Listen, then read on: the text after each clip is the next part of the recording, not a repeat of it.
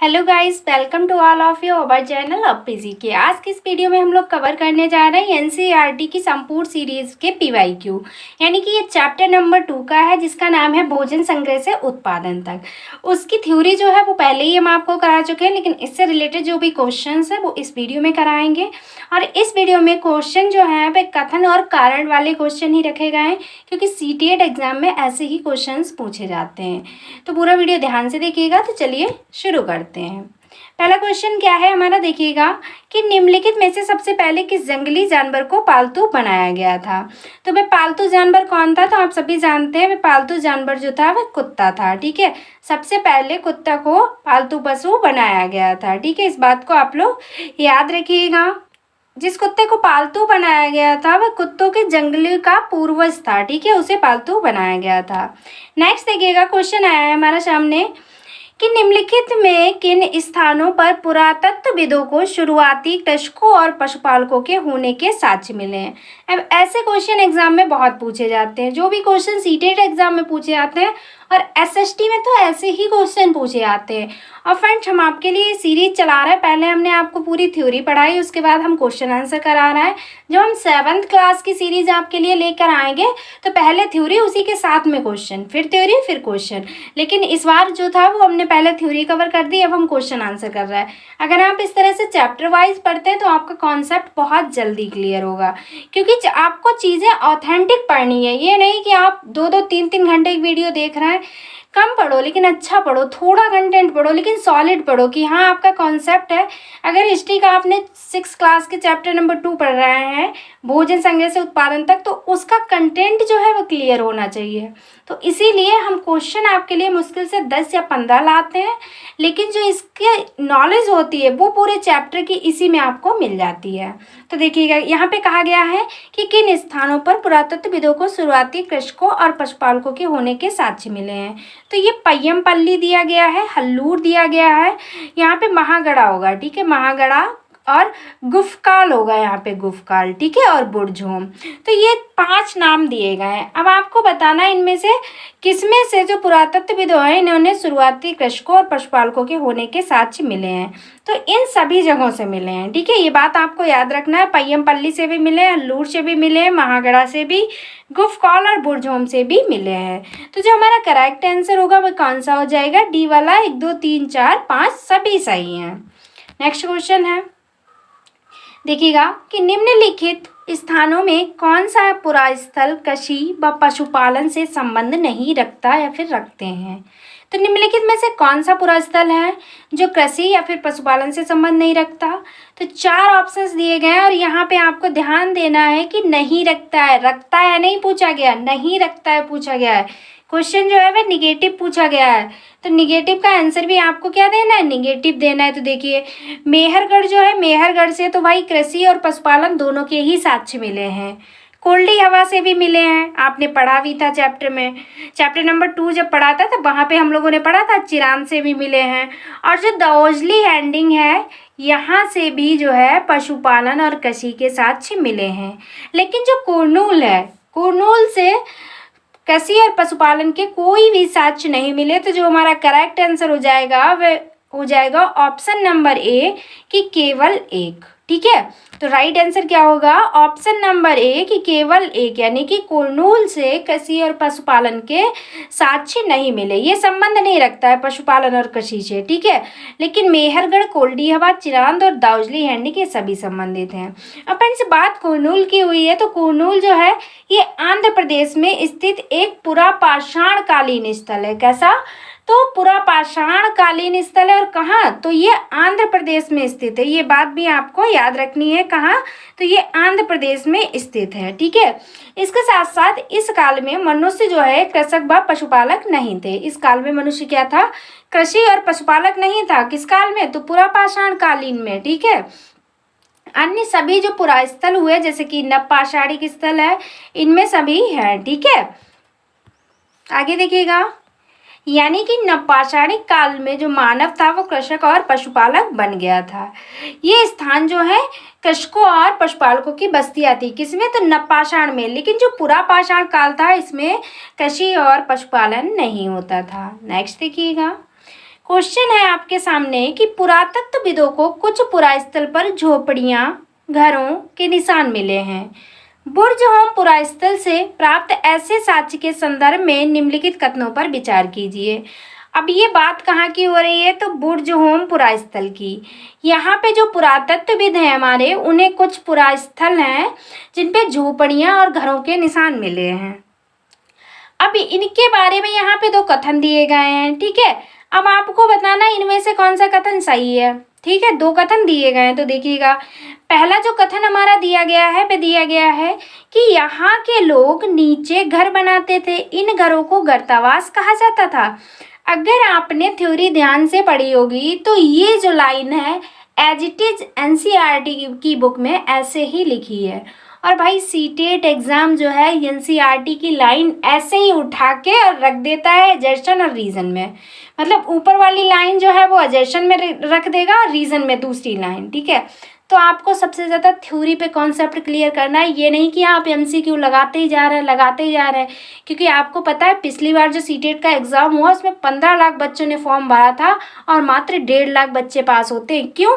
क्योंकि वो पढ़ते तो बहुत हैं लेकिन वो ऑथेंटिक नहीं पढ़ते हैं, ठीक है। तो इसलिए आपको ध्यान रखना है वो क्वेश्चन पढ़ने हैं जो आपके लिए एग्जाम के लिए हेल्पफुल हैं, ठीक है। इस बात को बहुत ध्यान रखना है आपको। तो यहाँ के लोग गड्ढे के नीचे घर बनाते थे, इन घरों को गर्तावास कहा जाता था। तो ये बात बिल्कुल सही है, ठीक है। ये बुर्ज होम पुरास्थल की बात हो रही है जहाँ पर झोपड़ी और घरों के निशान मिले। दूसरा पॉइंट हमारा कहता है कि यहाँ से झोपड़ियों के अंदर और बाहर दोनों स्थानों पर आग जलाने की जगह मिली है। तो ये बात भी सही है। लोग क्या करते थे, घरों के अंदर भी आग जलाते थे, बाहर। और जब हम लोग थ्योरी पढ़ रहे थे तो उसमें लिखा था कि घरों के अंदर और बाहर आग जलाने के साक्ष्य मिले हैं और इससे ये अनुमान लगाया जाता है कि लोग मौसम के अकॉर्डिंग आग जलाते होंगे। ये बात वहाँ पे कही गई थी, तो इसे आपको याद रखना है, ठीक है। जो बुर्ज होम है फ्रेंड्स, ये है कहाँ, ठीक है। तो बुर्ज होम कहाँ है, तो ये कश्मीर में अवस्थित है। कहाँ है, तो ये कश्मीर में अवस्थित है। इस बात को भी याद रखना है। और यहाँ के लोग क्या करते थे, तो गड्ढे के नीचे घर बनाते थे और क्या करते थे, इन्हें गर्तावास कहा जाता था। और फ्रेंड्स इनमें नीचे उतरने के लिए सीढ़ियाँ हुआ करती थी, ठीक है। इस तरह से सीढ़ियाँ हुआ करती थी जिससे लोग इनमें नीचे उतर कर जाया करते थे। इससे उन्हें ठंड से सुरक्षा मिलती थी और झोपड़ियों के अंदर और बाहर दोनों जगह ये आग जलाने की जगह थी। इससे ये अनुमान लगाया जाता था कि लोग मौसम के अनुसार घर के अंदर या फिर बाहर खाना पकाते होंगे। जैसा मौसम होता होगा उसी के अकॉर्डिंग खाना बनाते होंगे। तो हमारा जो करेक्ट आंसर होगा वह कौन सा हो जाएगा, ऑप्शन नंबर सी वाला हो जाएगा कि 1 और 2 दोनों ही सही हैं, ठीक है। यहाँ के लोग गड्ढे के नीचे घर बनाते थे, घरों को गर्तावास कहा जाता था। और जो बुर्ज होम है ये कश्मीर में है और यहाँ झोपड़ी के अंदर और बाहर दोनों जगह आग जलाई जाती थी। नेक्स्ट देखिएगा, नेक्स्ट क्वेश्चन आपके सामने है, आंसर दीजिएगा।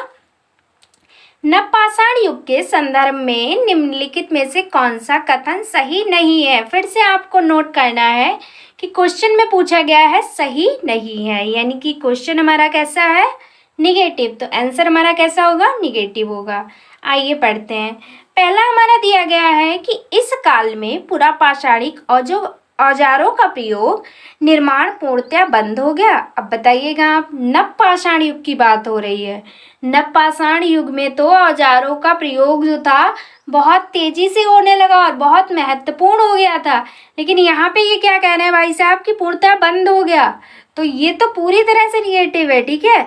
यहाँ पे नवपाषाण काल की बात हो रही है। यहाँ तो भैया उपयोग तो बहुत तेजी से हो रहा था, औजारों का प्रयोग भी बहुत तेजी से हो रहा था। तो जो हमारा निगेटिव तो हमें पहले ही मिल गया, तो हमारा जो सही आंसर हो जाएगा वह ऑप्शन ए वाला ही हो जाएगा। लेकिन आगे भी देखते हैं हम लोग क्या कहा गया है, जिससे आपको पता चल जाएगा कि नवपाषाण युग से क्या क्या चीज़ें संबंधित हैं। क्योंकि हर एक क्वेश्चन से आपको हर एक जो मतलब टॉपिक दिया गया है, क्वेश्चन दिया गया है, उसके जितने विकल्प दिए गए हैं, ठीक है, इनमें से भी आपको 1 या 2 क्वेश्चन का बेनिफिट होना ही है। तो सारे ऑप्शंस को भी ध्यान से पढ़ना है। दूसरा हमारा दिया गया है, ये बातें जो कही गई हैं किसके बारे में कही गई है, नवपाषाण युग के बारे में कही गई हैं, और यहाँ पे पूछा गया है इसकी विशेषता नहीं है। तो हमने पहला ही क्वेश्चन देख लिया कि ये हमारा निगेटिव है, तो वही निगेटिव का आंसर भी हमारा निगेटिव हो जाएगा। लेकिन आगे हम ऑप्शन पढ़ते हैं कि इस युग में वनस्पतियों व अन्य चीज़ों को पीसने के लिए ओखली व मूसल का प्रयोग होने लगा था। तो अब आप देखिएगा, आपको याद रखना है कि नवपाषाण युग में मूसल का प्रयोग हुआ था। एक पॉइंट तो हमारा ये क्लियर होता है। दूसरा पॉइंट है कि इस काल के औजारों की धार को अधिक पैना करने के लिए उन पर पॉलिश चढ़ाई जाती थी। ठीक है, क्या किया जाता था, इन औजारों को ही धार को पैना करने के लिए उन पर पॉलिश भी चढ़ाई जाने लगी, और यहाँ पे इन्होंने कह दिया कि निर्माण पूर्णतः बंद हो गया। तो भाई ये तो क्वेश्चन गलत है पूरी तरह से, मतलब टॉपिक। ठीक है, आगे बात है यहाँ पे कि इस युग में मिट्टी के बर्तनों पर अलंकरण आरंभ हो गया। हाँ, ये भी बात बिल्कुल सही है। तो आपको 3 प्लस पॉइंट मिले कि यहाँ पे ओखली व मूसल का प्रयोग हुआ, लोग जो थे वो बर्तनों को पैना करने के लिए उन पे पॉलिश किया करते थे, और मिट्टी के बर्तनों पर अलंकरण, अलंकरण बोले तो तरह तरह से सजाया करते थे। तो जो हमारा राइट आंसर होगा ऑप्शन नंबर ए वाला हो जाएगा, जो कि निगेटिव था, बाकी सब पॉजिटिव। और फ्रेंड्स आपको बता दें, जो नवपाषाण युग से प्राप्त उपकरण थे ये पुरापाषाण युग से बिल्कुल भिन्न थे, और इसी कारण इस युग को नवपाषाण युग कहा गया, क्योंकि औजार जो थे बिल्कुल नए तरह से बनाए गए थे, और पुरापाषाण में बहुत ही पुराने तरह से बने हुए थे। इनमें से कुछ औजारों में धार को अधिक पैना करने के लिए, जो कि हमने बताया, पॉलिश कर दी जाती थी, और जो कुछ औजार थे वे हड्डियों से भी बनाए जाते थे। और इस काल में पुरापाषाणिक औजारों का निर्माण का प्रयोग भी होता था। जो पुरापाषाणिक औजार थे उनका भी प्रयोग हुआ करता था नवपाषाण में। ऐसा नहीं है कि उनका बंद कर दिया गया हो, लेकिन उनको मॉडिफाई किया गया। यहाँ पे नवपाषाणिक में क्या हुआ, जो पुरापाषाणिक औजार थे उनको मॉडिफाई कर दिया गया था यहाँ पे। ठीक है, इस बात को आप लोग याद रखना है। ठीक है, नेक्स्ट देखिएगा, नेक्स्ट क्वेश्चन है आ गया आपके सामने एजर्शन और रीजन का क्वेश्चन। ठीक है भैया, ये क्वेश्चन तो भर भर के एग्जाम में पूछे जाते हैं, सीटेट एग्जाम में। आप जैसे ही एग्जाम खोलेंगे बस यही क्वेश्चन देखो, किसी में भी, चाहे एसएसटी हो, चाहे सीडीपी हो, चाहे आपकी हिंदी हो, चाहे इंग्लिश हो, कोई भी लैंग्वेज हो, चाहे सीडीपी हो और चाहे एसएसटी हो, सोशल साइंस, आपको क्वेश्चन सिर्फ एजर्शन और रीजन के ही मिलेंगे। ठीक है, इस बात को ध्यान रखना है आपको। तो क्वेश्चन पहला हमारा क्या दिया गया है, कथन देखिएगा। ठीक है, क्या है, नवपाषाण काल के लोग कपड़े बुनने लगे थे। अब बताइए भैया, नवपाषाण काल के बारे में तो पढ़ा है आपने, वहाँ के लोग कपड़े बुना करते थे या नहीं? तो ये बात तो बिल्कुल सही है कि नवपाषाण काल के लोग कपड़े बुनने लगे थे। रीजन दिया है कि नवपाषाण काल में कपास उपजाया जाने लगा था। हाँ, ये बात भी ये सही कह रहे हैं, लेकिन यहाँ पे आप लोग देखिएगा कि नवपाषाण काल के लोग कपड़े बुनने लगे थे, क्योंकि कोई रीज़न दिया है यहाँ पे, नहीं दिया है। लेकिन बात जो इन्होंने कही कि नवपाषाण काल में कपास उपजाया जाने का, बात तो बिल्कुल सही कही है। तो जब इसका इससे कनेक्शन नहीं है तो इसकी ये व्याख्या तो नहीं सही करता, क्योंकि यहाँ पे बात हो रही है कपास की और यहाँ पे बात हो रही है कपड़ा बुनने की। लेकिन बातें दोनों ने सही कही है, तो जब बातें दोनों ने सही कही हैं तो ए और आर दोनों क्या हो जाएंगे, सही हो जाएंगे।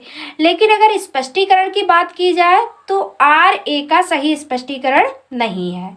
तो ऑप्शन नंबर हमारा कौन सा करेक्ट हो जाएगा, बी वाला करेक्ट हो जाएगा। नेक्स्ट क्वेश्चन देखिएगा आप लोग कि मेहरगढ़ निम्नलिखित में से किस दर्रे के निकट स्थित है। तो जो मेहरगढ़ है ये निम्नलिखित में से किस दर्रे के निकट स्थित है। तो इसका जो राइट आंसर हो जाएगा वह ऑप्शन नंबर ए वाला हो जाएगा, बोलन दर्रा। आपको याद रखना है जो मेहरगढ़ है ये बोलन दर्रा के निकट स्थित है। मेहरगढ़ जो है ये किरथर पहाड़ियों में स्थित है। कहाँ, तो किरथर पहाड़ियों में। इसके पास में एक बोलन दर्रा है। यह जो है एक हरा भरा समतल स्थान है। कैसा, तो हरा भरा है, और कैसा है, तो समतल है। ठीक है, इस बात को भी याद रखना है। और ये प्रेजेंट टाइम में कहाँ है, तो ये प्रेजेंट टाइम में पाकिस्तान के बलूचिस्तान प्रांत में स्थित है। ठीक है, मेहरगढ़ की बात हम लोगों ने कल जब एमसीक्यू किए थे उसमें भी की थी। और ईरान जाने के लिए बोलन दर्रा जो है एक महत्वपूर्ण मार्ग है। कहाँ, तो ईरान जाने के लिए ये जो रास्ता है एक महत्वपूर्ण मार्ग है। किसके लिए, तो ईरान जाने के लिए बोलन दर्रा। नेक्स्ट देखिएगा, नेक्स्ट क्वेश्चन है आपके सामने, फिर से वही एजर्शन और रीज़न का क्वेश्चन दिया गया है, आपको ध्यान से पढ़ना है क्वेश्चन, क्योंकि एजर्शन और रीज़न के क्वेश्चन बहुत इंपॉर्टेंट है। चलिए पढ़ते हैं। मेहरगढ़ से प्राप्त कब्रों में मृतकों के साथ कुछ सामान भी रखा जाता था। अब ये तो आपने पढ़ा है चैप्टर नंबर 2 में, और बहुत अच्छे से वहाँ पे बताया था। वहाँ पे तो हमने आपको फोटो भी दिखाया था कि किस तरह से बकरी को वहाँ पर रखा गया था मृतकों के साथ, क्योंकि ये लोग क्या मानते थे कि मृत्यु के बाद भी जीवन होता है। तो पहला ऑप्शन दिया गया कि मेहरगढ़ से प्राप्त कब्रों में मृतकों के साथ कुछ सामान भी रखा जाता था, बिल्कुल सही बात है।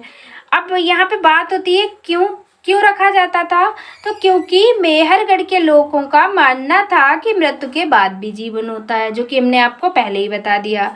तो ये जो कारण दे रहा है कि मेहरगढ़ से प्राप्त कब्रों में मृतकों के साथ जो सामान भी रखा गया, ये क्यों रखा गया, क्योंकि वहाँ के लोग यह मानते थे कि मृत्यु के बाद भी जीवन है। तो जो ऑप्शन ए दिया गया है एजर्शन, वो भी सही है, और जो रीज़न दिया गया है वो भी सही है, और एक दूसरे की व्याख्या भी सही कर रहे हैं। तो नीचे पूछा गया है सही उत्तर का चयन करना है, तो जो हमारा राइट आंसर हो जाएगा वह ऑप्शन नंबर ए वाला हो जाएगा कि ए और आर दोनों सही हैं, और आर ए का सही स्पष्टीकरण है। ठीक है, अब नेक्स्ट क्वेश्चन देखिएगा। मेहरगढ़ से प्राप्त एक कब्र में निम्नलिखित में से किस पालतू को मृतक के साथ दफनाया गया। अभी जो हमने क्वेश्चन पढ़ाया उसमें हमने आपको बताया किस तरह से हमने कब्रों को दिखाया था, और उसमें किस तरह से बकरी का फोटो दिया गया था, जिसमें से आपको पहचान करनी थी कौन सा कंकाल है और कौन सी बकरी का कंकाल है। ठीक है, मानव और उसमें बकरी की पहचान करनी थी आपने। तो आपने अगर वो चित्र ध्यान से देखा होगा तो आपको याद होगा कि मेहरगढ़ से जो प्राप्त कब्र है, इसमें पालतू को मृतक के साथ दफनाया गया। वह पालतू जानवर कौन था, तो वह थी बकरी। क्या थी, तो बकरी थी। ऑप्शन नंबर ए वाला हमारा सही हो जाएगा। मेहरगढ़ से जो प्राप्त एक कब्र है, एक मृतक के साथ एक बकरी को भी दफनाया गया था, और यहाँ के जो लोग थे उनकी ये आस्था थी कि मृत्यु के बाद भी जीवन होता है। इसे परलोक में जो मृतक होगा उसके खाने के लिए रखा गया, कि ये परलोक में जब इसे भूख लगेगी तो ये खा लेगा। नेक्स्ट क्वेश्चन देखिएगा। क्वेश्चन है हमारा, निम्नलिखित पुरास्थलों में कौन सा एक ब्रह्मपुत्र की घाटी की एक पहाड़ी पर स्थित है।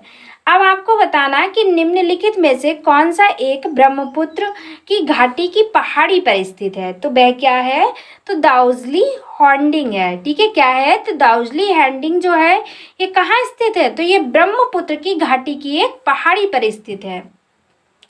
जो दाउजली हैंडिंग है ये चीन और म्यांमार की ओर जाने वाले रास्ते में ब्रह्मपुत्र की घाटी की एक पहाड़ी है। तो किसके, तो चीन और म्यांमार के रास्ते। ठीक है, चीन और म्यांमार जो है उसके रास्ते में जाने वाले की एक पहाड़ी है ब्रह्मपुत्र नदी। ठीक है, ब्रह्मपुत्र की घाटी की एक पहाड़ी है, इस बात को भी याद रखना है। और यहाँ से काष्ठाश्म के औजार और बर्तन भी प्राप्त हुए हैं। ठीक है, अब ये काष्ठाश्म क्या है, तो काष्ठाश्म जो है ये एक प्राचीन लकड़ी है उसे कहते हैं। ठीक है, जो सख्त होकर पत्थर बन गई है। कैसी, जो मतलब बहुत ही टाइट हो गई और पत्थर की तरह बन गई है काष्ठाश्म। ठीक है, और यहाँ से मूसल और खरल जैसे उपकरण भी मिले हैं। कहाँ से, तो ब्रह्मपुत्र से, जिससे पता चलता है कि ये पहाड़ी जो दाउजली हैंडिंग बताई गई इसकी बात हो रही है। ठीक है, ब्रह्मपुत्र की घाटी की एक पहाड़ी, यहाँ से मूसल और खरल जैसे उपकरण भी मिले हैं। जिससे क्या पता चलता है, इससे ये पता चलता है कि यहाँ के जो लोग थे वे भोजन के लिए अनाज उगाया करते थे। और दाउजली हैंडिंग से जेडाइट पत्थर भी प्राप्त हुआ है। पुरातत्वविद जो हुए हमारे, इनका मानना है कि ये पत्थर जो है ये चीन से आया होगा। पत्थर का नाम क्या है, जेडाइट। इसको भी आपको याद रखना है, क्या नाम है, तो जेडाइट। और क्या मानते हैं जो हमारे पुरातत्वविद हैं, इनका मानना है कि ये जो पत्थर है कहाँ से आया है, तो ये पत्थर चीन से आया है। ठीक है, इन सभी पॉइंट्स को आपको याद रखना है। तो आज की वीडियो में बस यही थे इम्पॉर्टेंट क्वेश्चंस जो कि चैप्टर नंबर 2 से रिलेटेड थे। अब इन क्वेश्चंस के माध्यम से आपका जो चैप्टर नंबर 2 था 6th क्लास की हिस्ट्री का, वो पूरा कॉन्सेप्ट क्लियर हो गया होगा, क्योंकि पहले हमने आपको थ्योरी करा दी, अब MCQ करा दिए। अब नेक्स्ट वीडियो जल्दी लेकर आएंगे आपके लिए। अगर आपको वीडियो पसंद आई है, अगर आपको स्पेशली हमारी मेहनत पसंद आई है, तो प्लीज़ चैनल को सब्सक्राइब करके वीडियो को शेयर ज़रूर कर दीजिएगा। तो आज की वीडियो में बस इतना ही। Thanks for watching. मिलते हैं नेक्स्ट वीडियो में। Take care of everyone. तब तक के लिए बाय बाय।